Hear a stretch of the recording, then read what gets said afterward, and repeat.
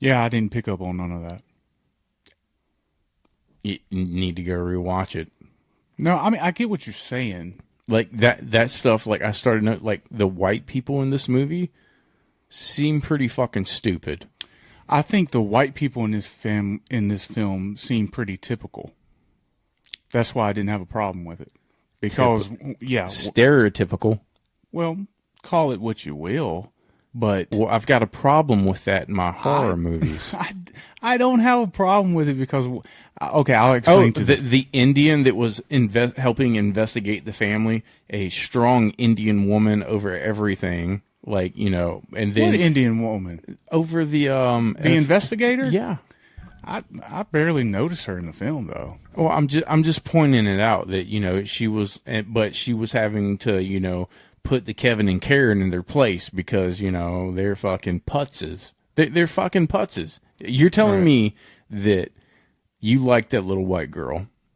I'm telling you that even if the black girl would have had that type of personality, I didn't. We're not talking if. We're talking about what.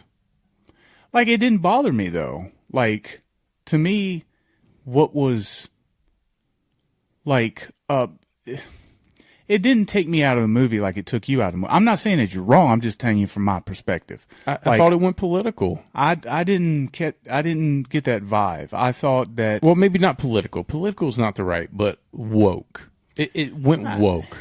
It's woke to me. I don't know, man. You know, I'm pretty anti-woke, and I didn't feel that way. Like, I got total woke vibes from this shit. Like I have. Okay, so don't get me wrong. I'm not saying that there shouldn't be a strong black character. This is how I would have done it. I wouldn't have changed anything about the black dad and her daughter. That storyline, perfect. Like, I love that story that they told of that. I think it was great. I think it was well acted. Wouldn't change that at all. The fucking Kevin and Karen family, I would have changed. And this is how I would have done it. I would have made that family strong. Both families strong. But both families, like one big strong family together that united. Like, that they loved each girl equally. Like, their daughter, each daughter was their daughter. Like, they're you know, you separate that stereotype bullshit, and you make both of them very strong, you know, very reliable on each other, and that way when shit goes wrong, you have these two strong people trying to find their daughters together versus these fucking Kevin and Karen throwing shade at this guy and this guy throwing shade at, you know, like you can kind of have that moment where they, you know, kind of bicker a little bit, but it made me hate the Karen and Kevin family. But if you make them united and strong and they bicker, you can feel the tension. You build tension that way, right? Mm-hmm. Okay, so then the daughters come back, and then shit's starting to go wrong, and then you're like, okay, well, you know, hey, your daughter doing this? You know, and that, you know, you're like, they're not really interacting like they was. Like, they figure out something's wrong with their daughters together. Okay? Jumping back to this point, the Kevin and Karen family was like, our daughter's fine. We're going to take her home. And then all this shit happens. You know, you go in and the whole goddamn house is obliterated because it's a fucking demonic demon. Meanwhile, the other black gentleman was smart enough to realize to put his daughter in a psych ward. Like, something's wrong with her. Making the Kevin and Karen family look fucking even more stupider than they already are. Anyway, jumping back to mine. So they're united. They're together. They figure out something's wrong with their daughters together. Okay, so you have all this shit go on. So you have these two united characters together, and they still do the scene where they're back to back and everything like that. But, you know, they were smart enough to put both of their daughters in the ward together, but they didn't. Anyway, jumping back to mine. So they're in the house together, right? shit's going wrong. The demons in the movie say, only one will survive tonight. You choose. You're thinking in your mind, nobody's going to fucking choose. In this story, I knew that motherfucker, that fucking Kevin cocksucker was going to fucking turn. Like, they gave it away to me. Anyway, jump back to my storyline. Okay, so you know in mind that they love each other. There's no fucking way that they're going to choose. They're going to do whatever to make sure that both of their daughters live, because both of their daughters is each of their daughters, even if it's, one or the other. You know what I mean? Their daughter, your daughter's my daughter's your daughter situation. And then the other dad, you can say the white dad, is scared that shit's, you can see the worry in his face. And then he yells his daughter's name. It hits you harder because you wasn't expecting it. It hits you in the fucking gut. It's like, no fucking way he did that. They loved each other. And then boom. Changes the dramatic of the movie. It changes the dynamic of the movie, because now this white girl that they turned into this fucking brat from fucking hell, like you could just tell she was a fucking cunt. But in mine, the way I present it, you don't change. You make them fun and loving and happy, and do a little school scene where they're together. They're like sisters. When he does that and then she dies because of him, it makes it even more heavy, because you feel the loss. In this movie, I was like, ha! Bitch got it. Fuck Kevin and Karen. That's the problem I had with this movie. Okay. I see your point or whatever. It didn't bother me to the point where I felt strong like that. Like, I'm not trying to see race, but to me, that was just like the 2019 Candyman. Like, to me, okay, well, first of all, let me say that I didn't see her, the white little girl, I didn't see her as a fucking menace. I saw her as a typical little girl. Go back and rewatch that part where she gets out of the van. And it's being like a cunt. I know that, but that's typical little girl. And I believe that the film was trying to say, look at this family that has a mom, a dad, they're Christian, they're everything. Dysfunctional. And look how dysfunctional they are, but look at this single father and this daughter. In the real world, or in any other movie, they would have been dysfunctional because they couldn't handle the fact that they have no mom. And they did the exact opposite of it.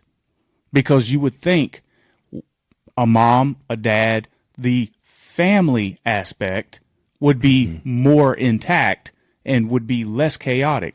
That is not the fucking case. You go to any white, black family, whatever, families are chaotic. Right, I agree with that. But they didn't have, okay, that's my point, is that if you make these families like united, like they're neighbors, these girls grew up together, these girls are sisters, then that changes, that daughter is going to look at that other mother like a mother. I mean, I get that, but they were missing that. Yeah, but they also had two different background perspectives. One was a straight-lace, typical Christian family. The other one was kind of a non-believer, right? Yeah. So he became a non-believer. Well, yeah, he became a non-believer and everything like that, but the dynamic, none of that shook the foundation of the friendship between the two. She might have been a cunt, or her family might have been dysfunctional. She might have been a good girl, and her relationship with her father was perfect, but them together, the only thing that mattered to them was them together. They wouldn't be friends, right?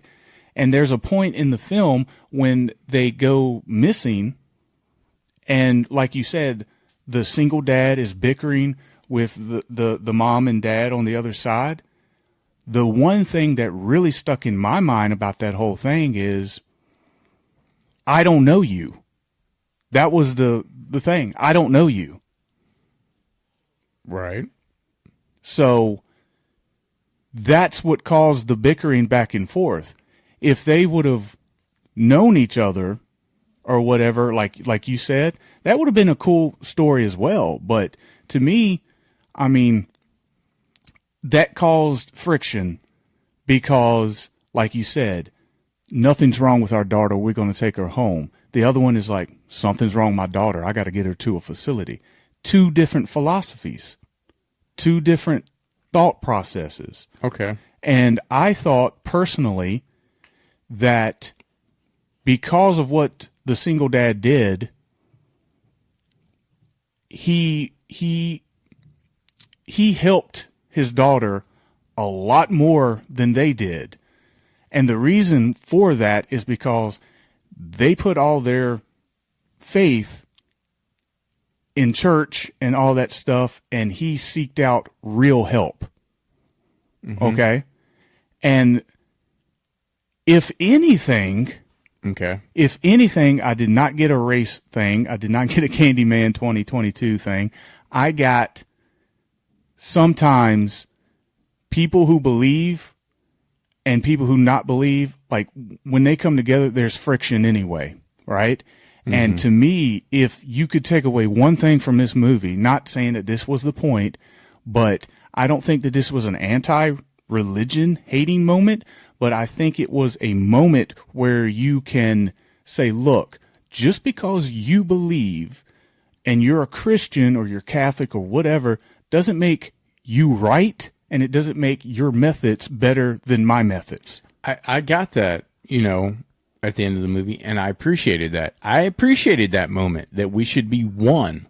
Right. Like, I appreciated that. But there was nothing leading up to that to make me believe that they really wanted that until it was too late. Like, typically. Well, yeah. Well, that was the whole point of the movie. They were pretty desperate. I mean, when the non-believer father started saying the Lord's Prayer, yeah, I mean, that was his desperate moment.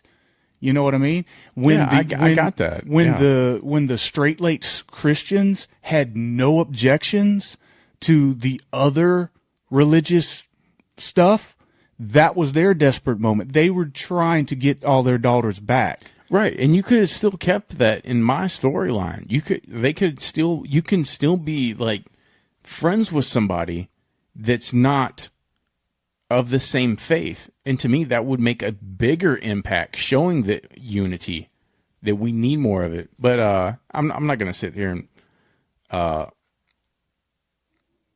The fact of the matter is, I respect your opinion and how you view it, but, I thought it was fine. I thought it could have been better. I got another putz moment. Okay, go for it. So these girls are possessed, right? Yeah. Okay, they're very strong entities, right? Mm-hmm. This girl destroyed her whole fucking house and I guess put her dad on her ass, right? Mm-hmm. How did they get her out of the house so easily? I believe that... Wrong. It's one of these things where, fuck you! No, I think it's one of these things where, just like in the original, mm-hmm. I think that the demon can drift in and out. Like, for example, when she's flipping on the bed, kind of like in the original, mm-hmm. you hear the little girl, help me, help me, help me, mm-hmm. and stuff like that. So I took away that it was one of those things where sometimes the demon will not leave you, but mm-hmm. he will, like, leave you, so to speak. The demon comes out when it wants to come out. See, the thing about it is, a demon's not just going to come out.